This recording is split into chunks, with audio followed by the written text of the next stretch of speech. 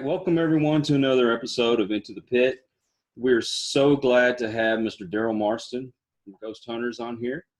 And we're just two guys that's going to be kicking back and talking, and who knows what's going to come out of our mouths in the next, 45 minutes or so. And we're both dippers, so I don't care if it looks disgusting. We're going to do it anyway. So Daryl, let's just talk about you. Where are you from, and where you grew up, and all that good stuff.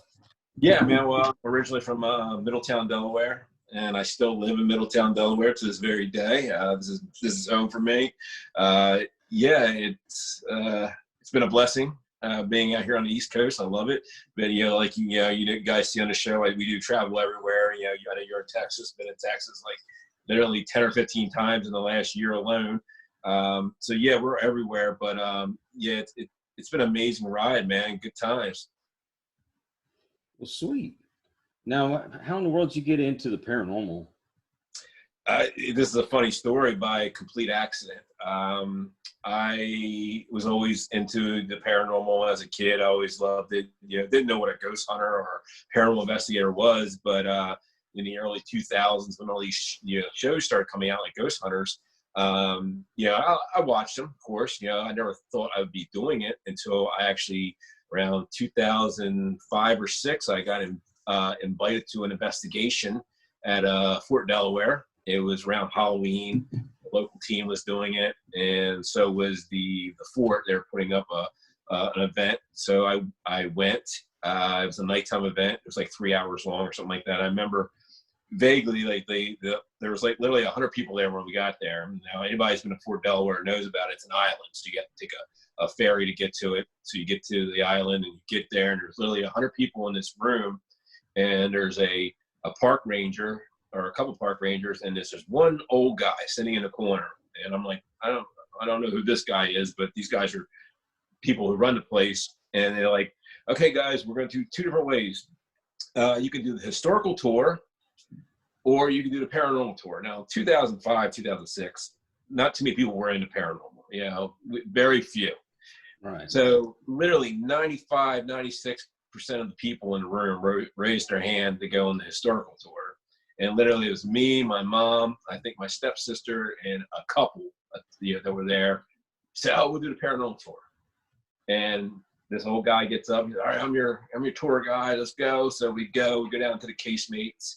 And that's where they used to keep the prisoners during the Civil War. And I have my first paranormal experience there that I can remember. I actually saw, wasn't a full body apparition, but it was a man, from shoulder up, the head, standing there in the casemate. He was staring at us. I can remember him now. He had long, scraggly hair, probably shoulder length, and a really dirty beard. It looked like it had leaves and stuff in it. He looked really disheveled, maybe like he was a prisoner of war or something. And I remember seeing him stand there. I'm staring at this thing. I'd never seen anything like it, and it just kind of it sucked back into almost like a vortex. It looked like this. It just sucked away. It was gone. Mm-hmm. I didn't say anything to anybody until we got out of there. I told my stepsister and my mom, and I was hooked from there, man. That's all. I was like, I don't know how I'm going to do this. I don't know anything about the equipment or even how to investigate. All I know is I want to do this. Mm-hmm. And I started doing it locally, the local haunts. And then I met my girlfriend at the time, and she's my wife now. She liked it. So we started doing it together, and we would do places like Gettysburg, Fort Delaware, any place, that was in driving distance. And started my team in 2011, Breaking Paranormal. And most of my team was from Ohio. Mm-hmm. So, which anybody geographically knows, that's literally 10 hours away from where I live. And we would travel a lot back and forth. We'd go to Ohio and do investigations, Kentucky, Maryland, PA, all over PA. And it grew, and I started doing live streams and podcasts. I started out on YouTube and ended up on a Paranormal Warehouse, where my show's still running to this day, the American Ghost Hunter Show. It's still going strong. I have a buddy of mine who's running it, Alex King. And that's where I'm at now, man. You know, besides, you know, doing ghost hunters, which I got called for, and went out and started filming, and sitting here with you now, man. Yeah, I've talked to Alex several times. He kept saying, "Oh yeah, I'll get Daryl on your show," and I waited and I waited and I waited, and then I messaged him one day and he goes, "Didn't I take care of that already?" I'm like, "No." Yeah, he's something else, man. He's a cool guy though. I like talking to him. I told him I need to get him on the show as well, but he hadn't said yay or nay yet. Oh, he'll do it. He'll do it. Yeah, but and what actually? I mean, I'm sorry. How actually did you get started with the Ghost Hunters crew? Well, here's the story. I was at home one night, hanging out with my son. My wife wasn't here; she was somewhere, I can't remember. And we were actually in the kitchen having a Nerf gun war of all things. And I remember my phone was sitting on the kitchen island, and it would start buzzing. And I looked at the number, and I didn't recognize it was a California number. I was like, I don't know who this is. It said maybe Pilgrim Media. I'm like, I'm trying to think, who the hell is Pilgrim Media? That name sounds so familiar. I let it go to voicemail, and they left a message. I picked it up. I listened. It was a producer out in L.A., and he was like, "Hey, man, we want to, interview you for a paranormal TV show. Would you be interested?" So I said, "All right, let's check this out." So I called him back. We played phone tag. Finally talked to the guy. Next thing I know, the next day I'm doing a Skype meeting with some other producers. I get off the Skype meeting. I literally walk out my back door, tell my wife how the meeting went, and I get a phone call offer me a contract to hold me. I was like, okay, all right, whatever, cool. And next thing I know, I'm getting phone calls. We need you to fly out to LA and meet with some of the executive producers. I said, okay. So I'm out in LA and meet the executive producer of the show. And I meet the owner of the company. And I fly back home. About a week later, I get the phone call. Hey, we want to hire you. You got the job. And this was a Monday afternoon, excuse me. I was like, oh, cool. That's awesome, man. Great. So I'm thinking I'm going to start like in a month, 2 months. Oh, no, you start Sunday. So literally, like, Dang. I had 5 days. 5 days and I got my life together. Thank God I owned my own company. I had a partner, and I let him, run everything. And I took off and been on the road ever since, man. We just wrapped season 2 back in mid-February. Dang. Yeah. That happened pretty quick. It was probably, I mean, I sped it up a little bit there, but the whole process from the time they called me to the time I actually got the job was probably about 4 to 5 weeks total. Yeah. Dang. I had to go through a lot, man. People don't realize, when, a show's picking you up, I mean, you got to go through a lot of testing. You do like a lot of psychological tests on you and psych valves, and they go into your past, and they really look into everything with your social media, and they put you through a ringer, man. It's like I compare it to going for a mortgage. I think that's the most paperwork I've ever done since going for a mortgage. Yeah. Yeah, but I mean, I guess they want to keep the reputation of the show, so.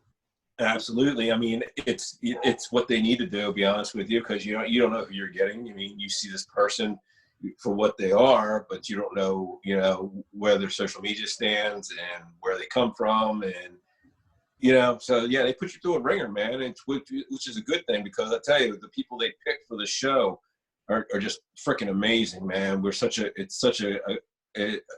a blessing. They did such a great job of grabbing all these different investigators throughout the country that didn't know each other. Mm-hmm. We never worked. The only two that knew each other were Brian and Rochelle, because they came from the same team, and putting us all together, and we all meshed, and we just hit the ground running.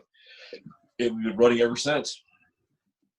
So we know you're a ghost hunter, but there's more to your life than that. I like people to know more about the person that I'm talking to. Yeah. So, like what are the things you like to do? And, Well, you yeah, guys, I mean, you got to have a life outside of, the ghost oh hunting and yeah, all yeah, that stuff. yeah. It's, I mean, yeah, I'm married to my wife Melanie. I've got a total of 5 kids between my 4 sons, and we have a son together, and my stepdaughter. And I own my own 2 businesses before I started Ghost Hunters. The one I still have a license for, and I kept that because it's a hard one to keep and lose. My firearms instructor business, but the contracting business I really don't do anymore. I kind of let my partner take it over and run with it, because I tried to do it when we were on the road, like keeping up with phone calls and stuff. It's impossible, man. You're shooting so much, and you're investigating so much, and you're traveling so much, you have no time. When you're on the road, people who've never worked on a show or worked on ghost hunters. I mean, Ghost Hunters it's a serious show. I mean, it's like you're traveling, you're flying, you're traveling in cars, you're on boats, whatever. And then you're in hotels where you might get 4 or 5 hours sleep, and then you're back investigating again. I mean, it's nonstop. It just keeps rolling, man. It doesn't stop until you get on your plane to come back home. You might get 1 or 2 days off, and usually in those 1 or 2 days off, you're just trying to recuperate to go to the next, or you're traveling to the next case. Like when we're on the road, and say we do one case, takes us a week or so to do, and once we finish that and we wrap that case for that that investigation, you're basically in a vehicle or on a plane flying to the next one. Yeah. And you get there, and first thing, either Sunday or Monday, you start your next investigation. So yeah, you really don't have a whole lot of time to yourself, man. I barely, I work out religiously, and I first one of the things I do, man, as soon as I wake up, is eat, hit the gym, and get a shower. Next thing I know, I'm back to investigating and filming, man. Yeah. Yeah, a lot of people don't realize that y'all aren't out there just for one night. Y'all are out there for a week or 2. Yeah. I mean, there's been cases, most of our cases anywhere from 5 to 7 days, but we've done ones that have been over 2 weeks. Yeah. You'll see some of the cases we did on season 2. Some of those cases, it took 2 weeks to do them, because there were such immense, large locations that you couldn't do it in a week. Right. There's no possible way you could cover everything you need to cover for the client in 1 week. Dang. See, we're back on the ghost hunting subject. It's a full circle. He just comes back around, doesn't he? Goes right back around, man. But no, yeah, I mean, that's who I am, man. I mean, I like I said, I own a contracting company. I was a concealed carry instructor, so I still own that. I don't do it right now, but I hold the license for it. And the contracting, like I said, I don't really do anymore, except for stuff for myself or for family members if they need my help when I'm home. But this is the most I've been home for a long time, man. Wow. Well, I guess that's the one good thing you're getting out of this whole virus thing. You get to hang out at the house more often. Yeah, I'm going a little stir crazy. I've been home for about 5 weeks now, and I feel like I need to be doing something, some projects or something, but I'm just like, I can't go anywhere, So it's when we do go somewhere, it's usually we go, once a week. It's only one of us that goes, either myself or my wife, and we'll hit the grocery store or whatever. But like I said, we wrapped season 2 in mid-February, and pretty much I've been doing events. I mean, I came right home and started doing events. I was doing events all the way from January on, in between filming. But the events have been keeping me busy too, except for with the whole virus thing and the quarantine, we had to postpone a bunch of events, which will be later in the spring or summer. But I was doing events every weekend almost. I mean, I would travel to Virginia or I just got back from California 3 or 4 weeks ago. We did a big event out there, and out there where Brandon lives. And so the events, man, are fun because you get to actually get out and meet the people who are watching the show. And you get to do a meet and greet and Q&A session and investigate with them at the end of the night and into the morning. And people are really loving it, man. It's nice to get out there and meet everybody and meet the fans and the followers of the show and get their input, which is really nice. And they're always very welcoming, and they're very humble, and they love the show, and everybody's really looking forward to season 2. And we were talking off the air. Season 2 is a whole other animal, and you can't even explain it to anybody until they see it.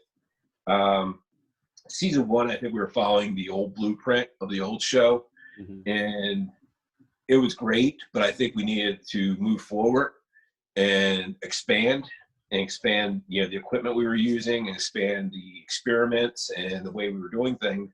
And that's what you're going to see in season 2. You're going to see locations that have never been done before, locations that good luck getting to them, because you're going to spend a fortune either getting to them, or it's going to take you days to get to them because they're so remote and off the map. Only one of the locations on season 2 has ever been on a show before. And the only reason we went there was because people were asking the new ghost hunters to go to this location because it was such a massive place and people loved it. So we went. And I can tell you what that is. It's Waverly Hills. We mentioned it in season 1 that we were going there. Yeah. So, yeah. And cool thing about going back there as a new team and going back with Grant, Grant's been there several times. He was on the old show, is we approached it in a totally different way. And we found some really cool things, or came across some really neat things that they didn't capture in the first show, which is really awesome. And the one thing with the old show, it laid the groundwork for where we are now. So for us to take it to that next level, and that's what we did. We took it to that next level, which was amazing.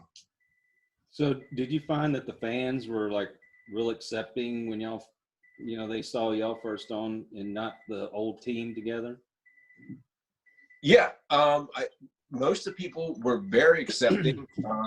And they were, of course you had the people who that were, diehard of the old show, but the thing is with those guys, I think they come across and they're seeing the way we're doing it, and they're liking the way we're doing it. And I think that's a big thing. If you can bring them in, and pull them in, with a whole new team, that's a big accomplishment for us. Right. Well, at first it was kind of surprising to see, the old group was not back together again. But when we saw that you were meshing so well together, I guess it was kind of comforting to know that we're going to see a good show again. Yeah. Is that beeping on your side or my side? Actually, I think it's my side. So if you want to keep talking, I'll get rid of it real quick. Oh, yeah. No, we really. I didn't know if it was my home alarm going off or something, but it didn't sound. No, we have a clock that we forgot how to set it, and it's decided to go off. I was just making sure it wasn't my house alarm getting ready to go off. That's what happens when you're live. Yeah. No, it's the team meshing, man. I mean, I think that's what we were just talking about. The fact that everybody meshed really well, and people really accepted us, is great. Like I said, we would never knock the old show. The old show was laid the groundwork for a lot of what we do. And great people over there, and have all the respect in the world for those guys. We wouldn't be where we are if it wasn't for them. And I know people, I know people really, accepted us for, being the new team and the new show. And like I said, this new season 2, is a whole nother animal. It's taken in an entirely different direction. You're going to see places you've never seen before, and it's very. These places are very remote. They've never been investigated before until we came there, and for the client to actually reach out to some of us and to us and say, "Hey guys, you you need to come. You're the only ones we trust to do this, ghost hunters.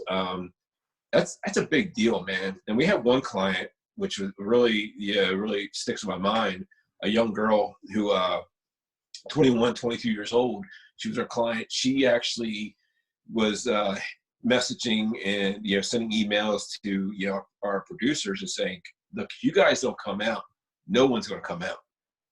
And so we had to do this case. And this case this is the one we did in Alaska. And the crazy thing is, to get to Alaska is quite the task. But to get to where we were once we got to Alaska was a whole nother ballgame. This was a remote settlement. It took us, 4 hours, almost 4 hours by boat to get there once we got to Alaska. So for us to do that, and we actually went out there, we were probably in location for 11 or 12 days. We actually got at one point where we couldn't leave. We were supposed to leave. We had to turn the boat around about an hour into it and come back and stay another night or two because the weather was so bad. That says a lot for the crew and the team and all we went through. We went through hell. We went through hell in all these locations. The weather was, it didn't cooperate with us at all. It's crazy because in season 2, it'd be like, you would go from being in the desert where it was 90 to 100 degrees during the day, and you're at 1,000 feet above sea level, and the next week you would be in 20 below weather, 7,000 or 8,000 feet above sea level. So your body's getting beat up at the same time, from flying and the change of the environment, the altitude and everything. It plays a toll on you. It really does. Then you fly home for a week or two and you start acclimating back to your regular life and to go back into it again. And it's crazy, but it was so worth it. I remember sitting in, we had just wrapped season 2, and it was, there was the crew and Brandon, Brian and myself, and we sat down. It was at night, around 9 or 10 o'clock at night, and we were able to actually watch one of the new episodes. And when we watched that, man, that's when it all hit home, and we're like, oh my God, this is why we did all this. This is why we traveled thousands of miles on planes and boats and cars, beating ourselves up, putting ourselves through hell. And we saw it, man, for the first time. And it was even the rough copy of it. And we were just like, holy cow, we're blown away by this. This is nothing that's ever been done on a paranormal show. It's Right. never been done, man. And people are going to be blown away by it. I can't wait till April 8th.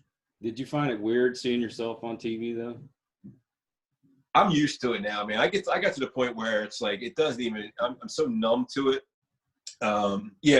Season 1, definitely. The first time we saw ourselves on TV on A&E, and A&E's huge. I remember we were in Vicksburg, Mississippi.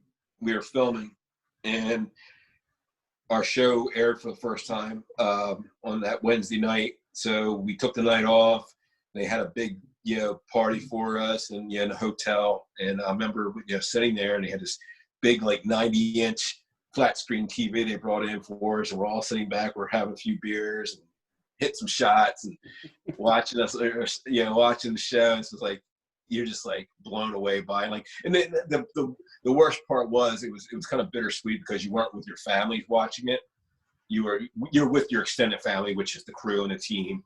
Which it's like we're family. We're all family. Any one of those guys could knock on my door today, and I'm like, come in, get your ass in here, stay with me, whatever, if anything happened. I remember, Skyping with my wife after the show and before the show, and she had a big party at the house, and it was 20 or 30 people here, and I'm 1,000 miles away in Mississippi, and it's kind of bittersweet, but it was great, man. And you finally get to come home and enjoy it with your family and watch it again. It's crazy. Yeah, I mean, of course, I'm not on television, but I do a YouTube channel, and of course, I'm doing the editing, and I have to kind of go through and see if there's parts I need to take out or whatever. And I still can't stand to hear my voice. It drives me nuts. And then I look at myself, I'm like, God, I look like such a dork when I'm doing this. See, I feel that way. I feel that way when we're actually investigating, and you got a camera on you and stuff. I feel that way. But when I see that, then I go back to watch the show and watch what they use. It seems different to me. I don't know. I'm numb to it, I guess. I mean, I don't know. Well, I guess I need to get numb to it as well, but yeah, I don't know, man. It's just like, God, I look so dorky when I'm doing that. My hair's going all over the place, and like, you know what? I'm just gonna start tying it back from now on, so I don't have to worry about it. It's stupid stuff like that. Right. Yeah, you could. Yeah, I mean, there's times you critique yourself when you're watching yourself on TV. You look at an investigation you were on or something. You're just like, did I really say that, or did I really do? Really? And then you're like, you get over it. It's like it's out there. 1.5 million people just saw it, so it's done. It's in the past. Have a few drinks and forget about it, right? Yeah. As long as I don't end up on TMZ or something, I'm fine. Oh, God. Right? Well, I mean, I didn't get on television, and I tried out for a show, and it wasn't paranormal related, but I went through the whole process. It took us a year before we finally got to shoot the pilot. And, okay. We spent 3 or 4 days filming. It was just, like I said, the pilot. They wanted to see what was going on. The director we had us be kind of stoic the whole time. And me and my buddies, we like to joke around a lot, so they didn't get to see that. Yeah. And it was very disappointing, but I did learn a valuable lesson. Turn the mic off before you go to the bathroom. Yeah. Or before you have a conversation. Yeah, that camera guy over there. It's just weird. They're following you around the whole time, even when you're not, actually in the action.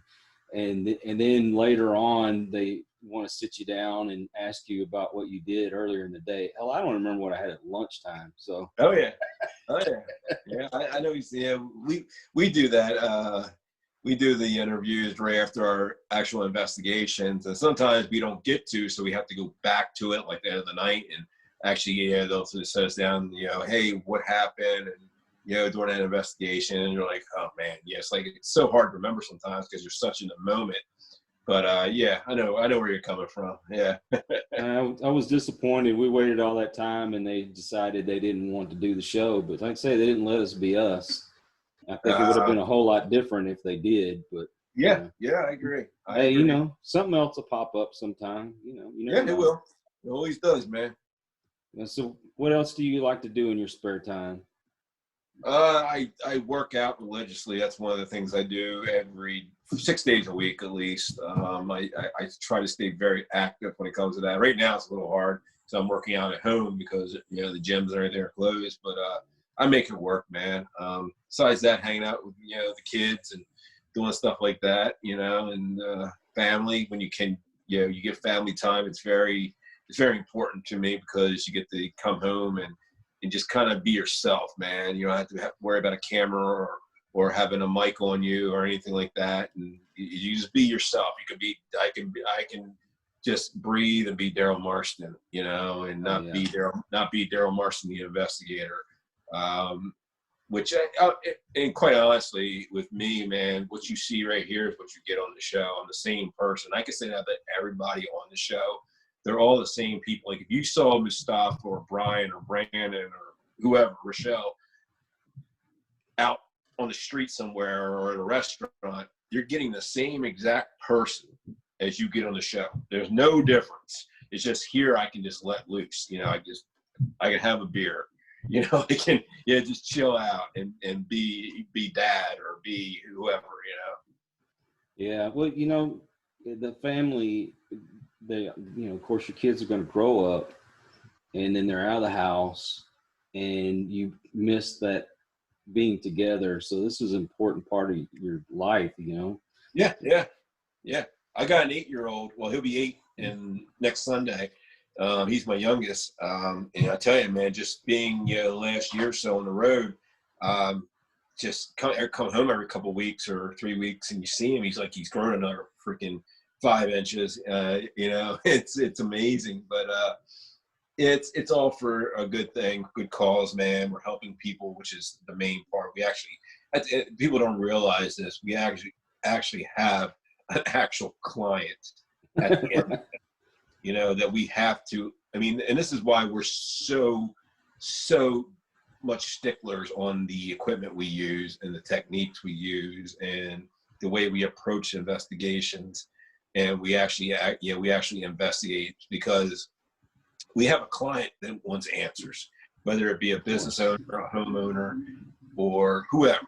Mm-hmm. And at the end of the day, when this case, when this investigation is done, you have to sit down in front of that client and give them answers if you can, and to the best, as best as you can, for investigating for a week, and you want to, you want your equipment to be the best equipment out there because you want to capture the good evidence. You want, equipment that is being used in professional fields like science, in the field of science, or engineers use it, or somebody, like a NASA scientist uses it, because you want that equipment to be the real deal, man. And that's why we don't use, and we don't knock it. I don't knock it, and none of the other guys knock it. I know there's people out there that think we do. We don't knock the SOS and the REM pods and things of that nature. It's just we can't use it. We literally cannot use it because we can't prove it with something like that. Right. There's too many false positives. There really is. I have an SOS right there. It's been sitting there for 5 years. It's just because I can't prove anything with it. I bought it on a whim just to have fun with it, to see what it was all about. And I used it one time, and I haven't used it since. It's just because I can't take it to a client at the end of the investigation and say, I'm 100% sure I caught a ghost because I caught a stick figure. I can't do it personally because there is somebody that is counting on me to give them actual evidence without any false positives attached to it, and that's why we use the stuff we use. Okay, I've got a few people on here asking questions. Yeah. And if you don't mind, Darren wants to know, how extensive are your sweeps of the places you go to? The sweeps, like before we investigate? Yeah. Pretty extensive. There's times that, Brandon and I will go into a location with the client. Yeah, we'll meet with the client, we'll do the tour and everything.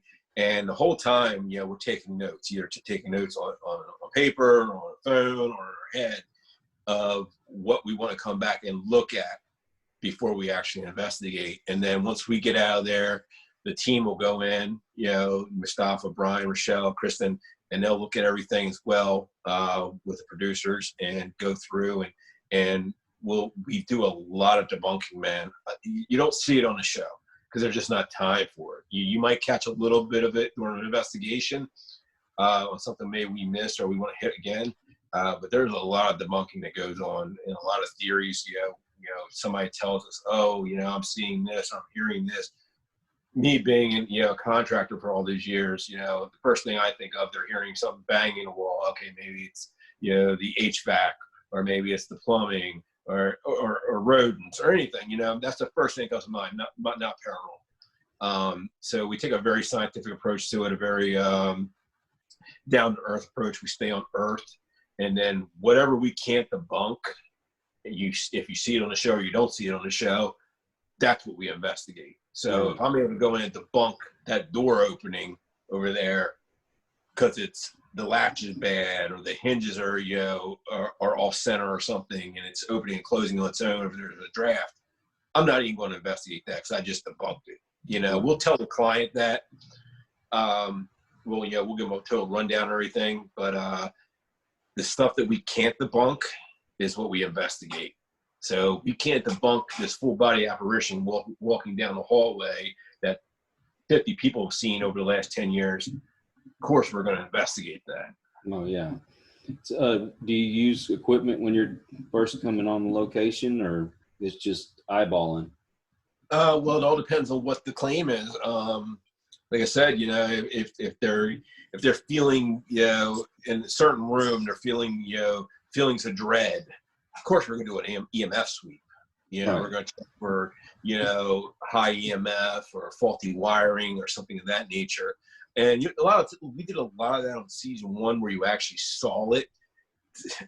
Now you don't. We do it, but you don't see it on the show as much because we're too busy showing the actual investigations. Right. We cut a lot of the fat out of the show. A lot of the stuff that people know we're probably doing anyway. We're big on debunking things. That's the first thing. And they're like, there's been so much evidence we captured, and I've told a lot of people this. When we do our actual reviewing of the footage and everything, we actually do that. We, like, whatever investigation I did, I review all my own footage. Right. We have one whole day, 24 hours, that we have to do. We have to get it done. We take all that footage. We take all the audio. I wear a body cam. Mm-hmm. We'll carry a thermal. We carry hand cams. We have a lockdown camera. Each of us have our own lockdown cameras, each team. And we review all that. We might have 2 or 3 different audio pieces of equipment going at the same time between, binaurals and ambisonics. I carry a Zoom 6 on me, with my own personal Zoom 6 I use on some investigations, plus our body cams and all that. And we go over all that. And there's so much footage and audio that we've actually captured that we've thrown out because it's just if there's a shadow of a doubt, if it's 99.9% paranormal and there's that 0.1% it's not, we throw it out. We have to. Right. Because we can't take that to a client and say, this is definitely paranormal, because we don't know. And it sucks because there's a lot of good stuff that people don't see. But I'll tell you what, season 2, you guys are going to be blown away by what the stuff we captured. What is your favorite piece of equipment, and what's the one piece of equipment you just don't like at all? Well, my favorite piece of equipment that we use on the show is definitely the new camera we're using. You'll see it on the first episode of season 2. But the second piece would probably be the EDIs, or we call them data recorders, because it actually records, temperature increase, decrease, humidity, EMF. It does vibration. It does, what did I forget? I forgot something there. Pressure. And it records all that one little box, and they're so well shielded. I can pretty much get right next to it with a walkie-talkie or a cell phone and we'll set it off, which is so nice. And we could take all that. And the big thing is, what's just really cool about it is, like, so say if I'm doing an investigation and I'm hearing footsteps or audible voices or getting an EVP, and at the same time that data recorder is going off and it's having pressure spikes and temperature decrease or increase, and I'm actually able to correlate that with the same time I got that EVP or I was hearing those footsteps. You got to take that and say, okay, so you compile that evidence, which we've been doing for the last 2 seasons, and we're putting it together. Like, okay, this is what's happening. You're seeing a lot. We're finding out in a lot of these paranormal cases, when we're getting actual evidence or we're capturing something happening, we're actually at the same time getting pressure spikes, which is really interesting. So the pressure in the room is basically changing, or the area wherever you are is actually changing at the same time you're getting this paranormal activity happening. So that's a direction we're heading in. That's some of the stuff we compiled. We brought it to the table. It's here. We know it's here. And now we're trying to, get all that together, and, we have all our theories and everything we're throwing out at the same time. We're all throwing different things on the table. And once you get all that compiled and we can build something out of it, it's what we take to the client. I got another question on here, and I guess when y'all are out there and you kind of have your little downtime, what's the things y'all like to do for fun? Drink. Good answer. Personally, I quit drinking years ago, but that's, health. No, reasons, I think that on our downtime, quite honestly, we hang out. A lot of our downtime is us trying to keep contact with our families. That's one thing we do. All of us do religiously. We call in the wives or the husbands or boyfriends, girlfriends, whoever, and the kids, and just trying to keep in touch with. Like when I'm on the road, I'll Skype my wife or call my wife 3, 4, 5 times a day. Wow. Just to touch base, see what's going on at home, and how's things going, and just keeping that that family unit and trying to you're just trying to do 50 things at once, man. But I think on our downtime is sometimes we hang out and we'll go play pool, shuffleboard. We even went hatchet throwing one time, which was really cool. Oh yeah, I like that. We were in Missouri and we had a day off, and it was me, Brandon, and Mustafa, and we went bowling and went hatchet throwing and bowling. We did everything in like one day, man. It was fun as stuff. Good times. Do you get noticed a lot when you get out in public? Yeah, starting to. We get noticed a lot in the airports. We're definitely when we're on the investigation, like if we're at a hotel. Like we've had hotels where we went to, and as soon as we walk in the door, the lady at the front desk be like, "Okay, guys, look, I'm gonna let you know. People know you're here already." And you're like, "What do you mean?" They're like, "People are already showing up trying to meet you guys." They're like, "Okay." So somebody leaked it. They're not even supposed to know we're there, but somebody leaked it. Because we try to keep that really quiet, just so, because we've been on investigations where we've been actually investigating a building, and people will drive by or people just show up. And we were in Texas, matter of fact, your home state. We were filming in Pampa. I'll never forget this. We were filming in Pampa, and we were filming the hospital there, Worley Hospital, and we're sitting out there and we're doing an interview with me, Grant, and I can't forget who else. And this guy he just walks right up right in the middle of the interview, and he's standing there. And we're looking at the guy like, who is this guy? And he's just sitting there, and a couple of our people come on, like, "Hey, your producer, who are you, man? You gotta leave, And that happened like every day there, every hour on the hour when we were investigating. Either people were driving by playing the Ghostbusters music,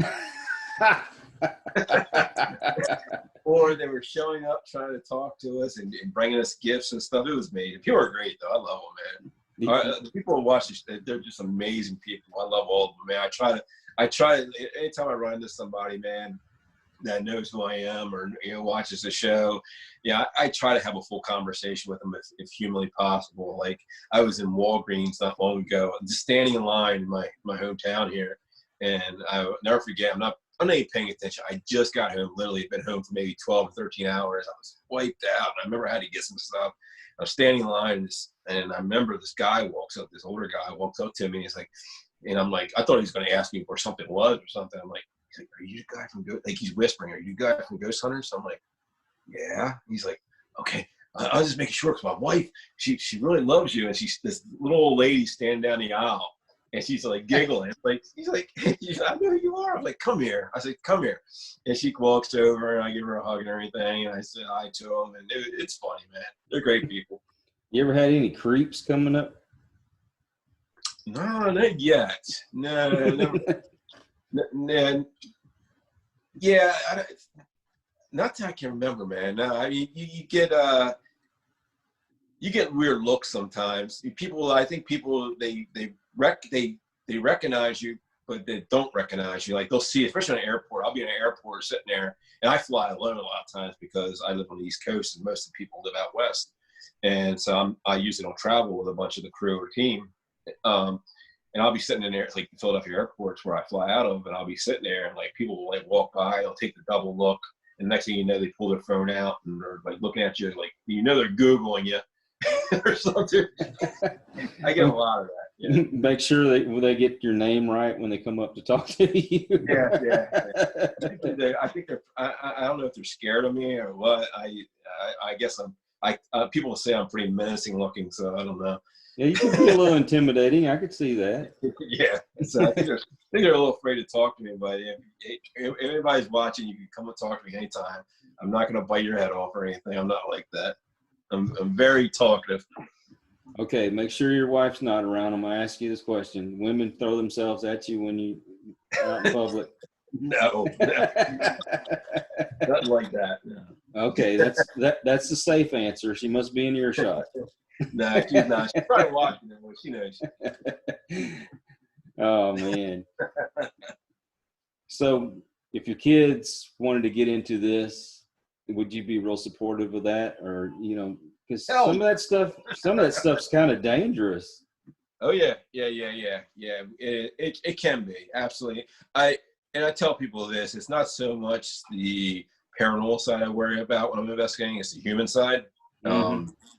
We've been to some pretty shady places, man, and it can, when the human side of it, you're going to see this, especially in season 2 on the first episode, actually. When the human side mixes with the paranormal side, it gets pretty scary, man. Because there's people out there doing things you see on the movies. You see the occult type activity and things like that. When you actually run into that, it's not fun. It's very scary. It's dangerous, and some of these people are fanatics. And we've been to places where they didn't want us there. And for certain, and not everybody, but a certain element of a town might not want us there because we're uncovering things, and we really are good at uncovering things. Right. Things that are hidden. We have a great historian. We have a great team of investigators. When I say investigate, they investigate everything, not just the paranormal. We have great producers. So we find out stuff sometimes that really pisses people off, and they don't like it. We ran that in season 1 on a location. I'm not going to mention location, but we ran that in season 1 where we had a blowback, after the episode aired, and we're still dealing with that to this day. They didn't like the outcome of it and what we actually brought to the table, and some of the things we found, and we actually didn't even show on the show on TV what half the stuff we found, not even 3/4 what we found, just to save grace for them. Right. So it's the human element that scares the hell out of me, man. Yeah. Have you ever been to Yorktown at the hospital? No. We did an investigation there one time. We actually had people that were trying to break in while we were there, so I know exactly what you mean. I've been in buildings where I've had drive-bys done on them. Not on the show. Yeah, I was in Cleveland, and they did a drive-by on the building. It's a bad situation, man. The place is it's crazy. It's a place that I did way before the show, and it's a place I want to go back to. Actually, I didn't want to for years. I would love to get the show to go there. Of course, with a lot of security, but it was a crazy location. All right, Darren has another question for you, and he wants to know about the guys that own the Satanic Church. That's the building I'm talking about. Okay, well, we exposed it right here. He wants to know about the guy who owns it or about the location. I guess he wants to know about the guy. Well, this is public knowledge. This is nothing I'm not letting a cat out of the bag. This is public knowledge. Gentleman's name is Eric Freeman. He's actually a really nice guy. He sees things differently than a lot of people do. He is the head of the new Satanic Church. I think that's I might be wrong in the name. I believe it's a branch off, a splinter group of the Satanic Church, Anton LaVey's church. Matter of fact, it was Eric Freeman and Anton LaVey's grandson that splinter grouped and made their own chapter. Okay. And he owns the property, and he still does rituals in the building. from what I'm pretty sure he still does to this day because he still owns it. But they do satanic rituals in the building. I don't know exactly what they do. I've seen some video. I didn't see any like sacrifices or anything that crap. But yeah, the place is it's a very dark presence there. I'm not gonna say demon because I don't use that word, but I can tell you, it's the only place I've ever been investigating. I've investigated a lot of places that it actually felt like the building was its own entity, like it was alive. Dang. Yeah. Yeah. You could make a movie about that. And it would be the #1 selling Netflix movie probably of the year. I gotta tell you what, man, just the place itself, and then the location it is, and it's like in the worst part of Cleveland you can imagine. A lot of activity there, a lot of drug activity, a lot of shootings. Yeah, it's a bad place, man. Yeah. And I've never run across anything like that, but we did go to a neighborhood that was pretty shady to do an investigation. It's like you're always looking out to see if your car's still there and stuff like that. Yeah. You don't know if you're going to get attacked or not. Oh yeah, that was the scary part about that place because the building itself was bad enough, but the outside element was just as bad. One good thing about it was that place is so bad. The building itself, the locals won't even walk in front of the building. Dang. You'll be standing out front on the sidewalk. That you'll see them walking down the sidewalk, like they'll probably get maybe 100 feet, 200 feet from the building, and they'll cross the street just to walk past the building. Yeah, that's a bad location, man. Okay, well I know not to go there then. Yeah. So what does your wife think about all this? Oh, she's very supportive, man. Very supportive. Always has been. I think she's a little jealous she doesn't get to do it all with me all the time. So basically, when I get home, my big thing is when I do these events, I always try to take her with me if possible, so she gets to go doing some investigating and things of that nature. And it's always nice too because it kind of takes you back to when we first started out. Investigating together and just having fun. Neither one of us knew what the hell we were doing at the time. But yeah, so when I do these events, especially the local events, like if it's within 5 or 6 hours of me driving, I take her with me. Oh, well, that's nice. Yeah. I mean, I spent my honeymoon with my wife at the Ohio State Reformatory, so. There you go. Yeah, most people go to Hawaii, man. Yeah, we go investigating. Like I'm up to go to Gettysburg anytime, man, because I live like 2 hours from Gettysburg, and I try to go there as much as humanly possible. I've been there 3 times in the last year, 4 times, yeah. Yeah, everybody that I talk to, they always go back to talking about Gettysburg, and I'm so psyched that one day I'm gonna make it out there. Absolutely. They say it's active as crazy. I've never been to a place so active, man, where you can actually, I made a joke about this several years ago. You could be in a freaking porta potty in Gettysburg and get something, man. It's crazy, man. You got to remember, 53,000 plus soldiers either died or wounded or captured in 3 days. And that's got to leave an imprint, You've got to leave an imprint. I mean, the bodies piled up for months. They were burying people in shallow graves. They were throwing them in like rock, like crevices, just to get rid of the bodies because there were so many of them. So I mean, you can only imagine what's there, man, and that imprint is left. And it's crazy, man. It's so active. It's surreal. Somebody's decided that she wants to help host. She will not stop coming up in my lap. I have to end the show, but if you want to continue talking on Facebook, we can do that. Yeah, we can go for another 15, 20 minutes, yeah. Okay. Well, I'd like to say thank you for being on the show. Oh, absolutely. And it was fun. Everybody that's going to watch this on YouTube or listen to it on Spotify or iHeartRadio or Buzzsprout, wherever, I hope you enjoy the show and continue to support us. We really appreciate it. And so y'all take care. Po boy.